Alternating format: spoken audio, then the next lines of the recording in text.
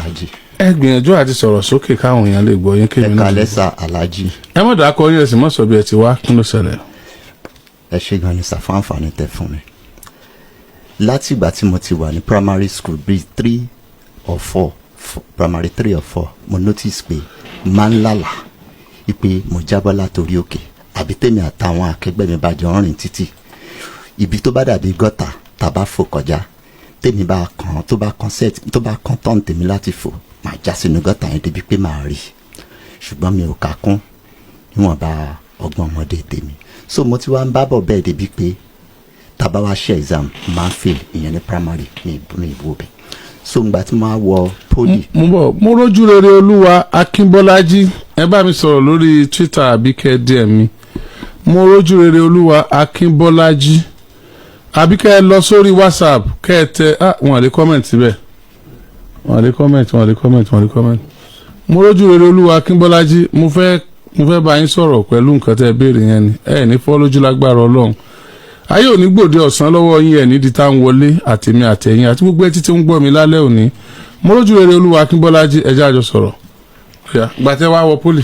so ìgbà tí mo wá wọ poli mo ṣe ND1 ND2 torí PT ni mo ṣe going to ND3 mo discover pé things turn upside down débi pé mi rówó school fees mi parí ND yẹn débi pé màá gba certificate torí gbogbo nǹkan dojúrú ń tàn mí so ever since then mi ò believe pé bóyá I'm under spell but later tí mo wá ń dàgbà mo á rí i pé ibi tí n bá ti ṣiṣẹ́ tí àwọn akẹgbẹ́ mi bá ti ṣàṣeyọrí mi máa ń rí ìjákulẹ̀ so the last one tí mo ṣiṣẹ́ ní Abiko construction company ní Èkó so I work there as a storekeeper so project start is like we finish first project wọ́n ní federal government máa approve second project fún tó bẹ̀rẹ̀ so wọ́n máa pay everybody padà so mo notice pé wọ́n pay everybody padà I wasn't called fún wọn pè mí so ever and it happens last year February 23. àwọn àlátẹ̀ ńlá ń gbà tẹ wà kékeré yẹn.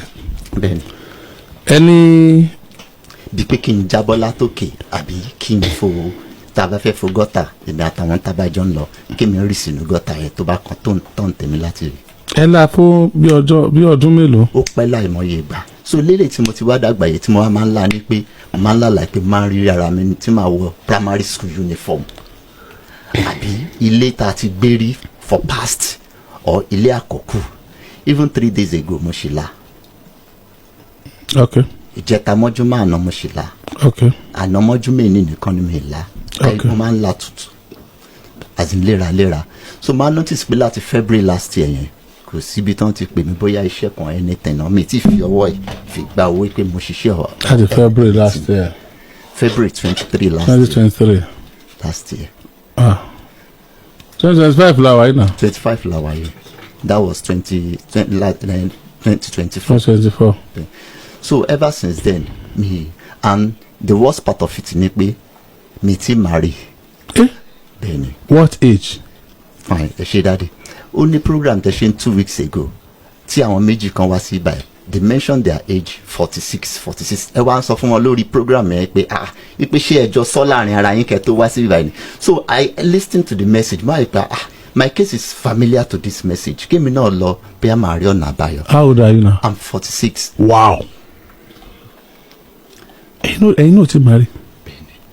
gbogbo àwọn tí mo bá propose tabajọ conclude pé marriage yaba bí a kan travel out àbí kí parents wọn sọ pé even recent one yìí pastor church wọn sọ pé ọmọ ọjọ́ wọn ò lè fẹ́ olórí burúkú.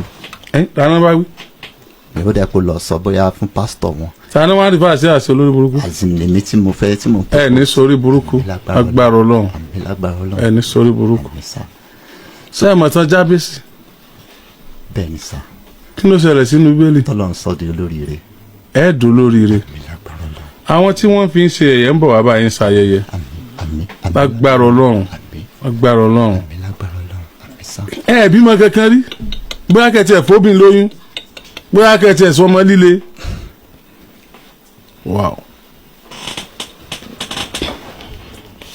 and gbogbo aim and objective mi láti beginning ni pé tí n bá ti wọ 26 27. ẹ máa máa rí 46 lẹ́yìn náà. 46 mo ti lé 46 gan ní February 26 so 46 and like 3 months or 4 months back.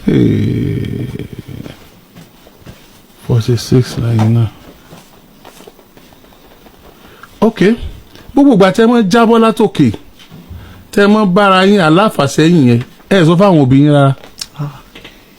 mi tí n bá sọ fún wọn wọ́n máa ń wò pé torí àwọn. Did you even bother to tell them at all? I don't bother because I believe they are Christian. Wọn kì í lis ten sí any dream as in gbogbo nǹkan báyẹn.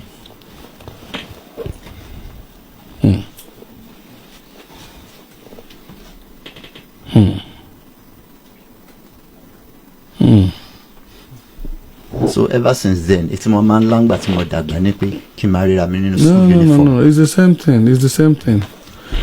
Now, let me use this opportunity to talk to you. Tẹ́ bá wà ní tẹ́ ń gbọ́ mi. My younger brothers and sisters. Allah lọ́pọ̀lọpọ̀ gbà Allah kì í ṣeré o. Ẹ jẹ́ máa kíyèsí ara wa o.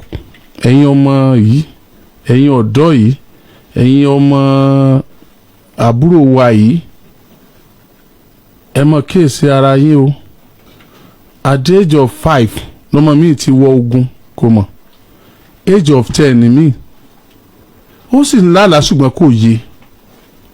Ọmọ mi ìjọ wọn ti bí báyìí ẹni ọtẹ́wọ́ gbé ló ti ọwọ́ lásán kọ́ ló fi gbé. Ẹlòmíì kẹ̀kẹ́ náà fi ń wẹ orí ẹ̀ tí fi ń wẹ̀ kẹ̀kẹ́ náà rò pé fi ń wẹ orí ẹ̀ kẹ̀kẹ́ láyé rí ni ọ̀tọ̀ ní tí fi ń ra lórí. Tẹ́ ẹ bá ti wá ń dàgbà díẹ̀díẹ̀ láti ibi tí ń ṣe ìjọmọkùnrin yín.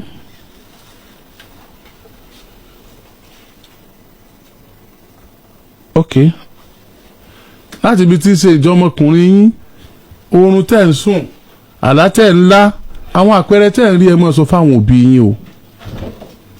Mo fọlọ́n bẹ̀ yín ẹ mọ́ sọ fáwọn òbí yín o. Kí wọ́n tètè bẹ̀rẹ̀ ìrìn àjò kí mú ẹlẹ́dẹ̀ tó wọgbà kó tó di pé àwọn òbí yẹn náà dàgbà wọn à ní lè bá yín sáré mọ́. Ẹ jọ̀ọ́ mo bẹ̀ yín torí Ọlọ́run ẹ mọ́ sọ fáwọn òbí yín. Ẹ jọ̀ọ́ o ní ìṣeré o gbogbo àpẹẹrẹ tẹ́ ẹ bá ń rí ẹ máa sọ fáwọn òbí yín o. Ẹ máa sọ fáwọn òbí yín o. Ìwọ òbí náà torí Ọlọ́run torí Ọlọ́run torí Ọlọ́run ẹ jọ̀ọ́ ẹ má máa fetí palàbá táwọn ọmọ yìí bá ń sọ fún yín o. Kódà ẹ máa bí wọ́n nìní ẹ máa bí wọ́n. Ẹ jọ̀ọ́